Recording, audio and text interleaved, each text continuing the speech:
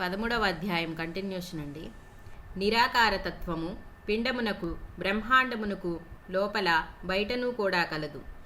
లోపల నుండుటచే అతి సమీపము, బయట నుండుటచే అతి దూరము, పూర్ణమగుటచే స్థిరము, చలనము కలిగిన ప్రాణులందుండునే కదులునది. హృదయమందే అత్యంత సమీపములో నున్నను అతి సూక్ష్మమగుటచే గ్రహింపరానిది. అవిభక్తంచ భూతేషు విభక్తమివ చ స్థితం భూతద్భర్తృ చ తజ్ఞేయం గ్రసిష్టు ప్రభవిష్ణు చ. ఈ జ్ఞేయ వస్తువు అవిభక్తమైనను వివిధములనుకు భూతజాలములందుండుటచే విభక్తములగుడు దాని వలెనున్నది. ఇదియే భూతములను ప్రసవించునది, భరించునది, లయించునది, అనగా సృష్టి స్థితి లయ కారణము. జ్యోతిషామపి తజ్జ్యోతిః తపసః పరముచ్యతే జ్ఞానం జ్ఞేయం జ్ఞానగమ్యం హృది సర్వస్య విష్ఠితం. అది వెలుగులకెల్లా వెలుగు. 15-12 భౌతిక ఆధ్యాత్మిక అంధకారమున కావలనుండనది. అది జ్ఞానస్వరూపమైనది. అది ఏ జ్ఞేయ వస్తువు జ్ఞానము వలననే తెలియబడినది. ప్రతి ప్రాణి యొక్క హృద్హృదయందు నెలకొనియున్నది. ఇతి క్షేత్రం తదా జ్ఞానం జ్ఞేయం చోక్తం సమాసతః మద్భక్తయే తద్విజ్ఞాయ మద్భావాయోపపద్యతే. ఇట్లు క్షేత్రము, జ్ఞానము, జ్ఞేయము నీకు సంగ్రహమునుగా వివరించబడినది. వీటిని చక్కగా గ్రహించిన నా భక్తుడు నా స్థితిని పొందును.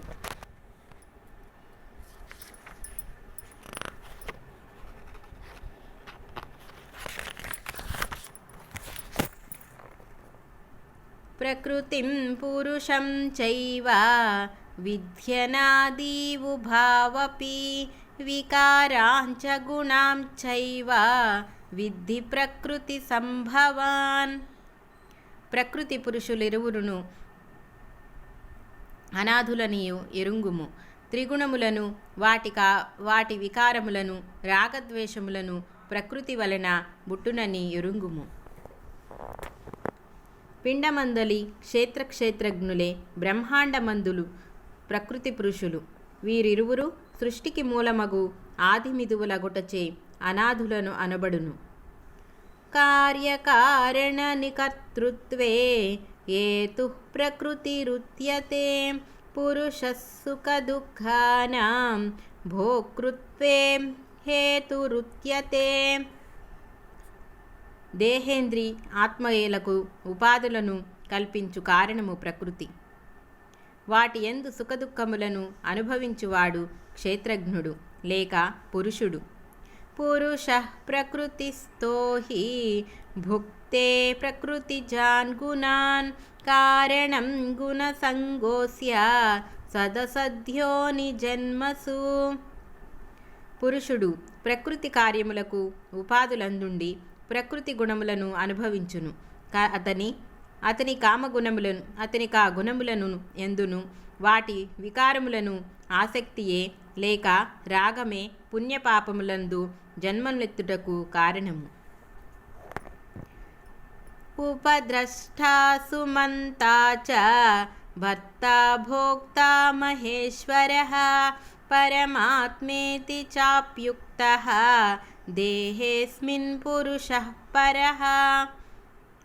ఈ దేహమందుండు క్షేత్రజ్ఞుడు పరమపురుషుడే. అతడు సాక్షి అనుమోదకుడు, భర్త లేక భరించువాడు, భోక్త లేక అనుభవించువాడు, సర్వేశ్వరుడు. అతనే పరమాత్మ. య ఏవం వేత్తి పురుషం ప్రకృతిం చ గుణైః సహ సర్వథా వర్తమానోపి న స భూయోభిజాయతే.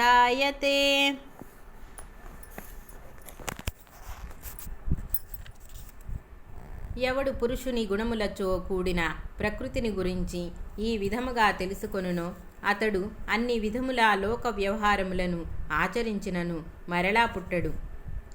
ధ్యానేనాత్మని పశ్యంతి కేచిదాత్మానమాత్మనా అన్యే సాంఖ్యేన యోగేన కర్మయోగేన చాపరే.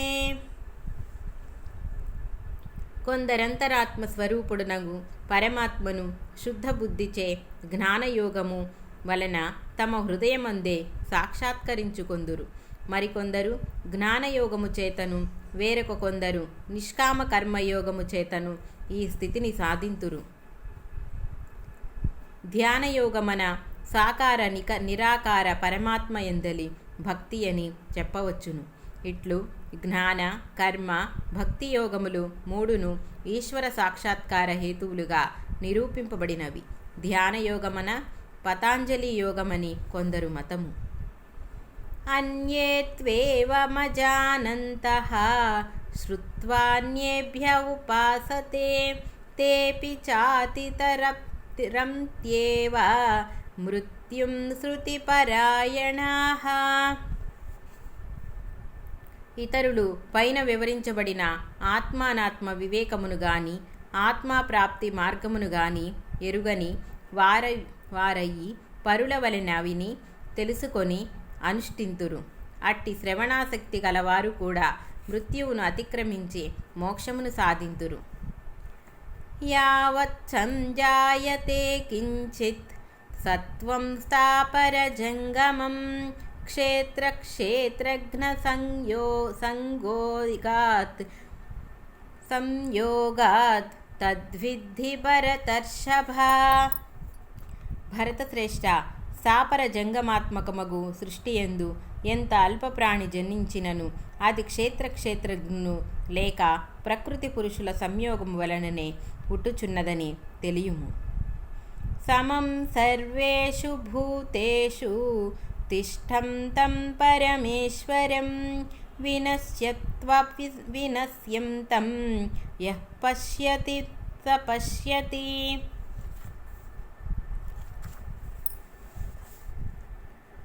నాశనవంతములగు సర్వభూతములయందు అంతరాత్మయై సమముగా నెలకొనియుండు నాశనరహితుడగు పరమేశ్వరుణ్ణి ఎవడు చూచునో వాడే సమ్యదృష్టి కలవాడు. భూతజాలములు అనేకములు, నాశవంతములు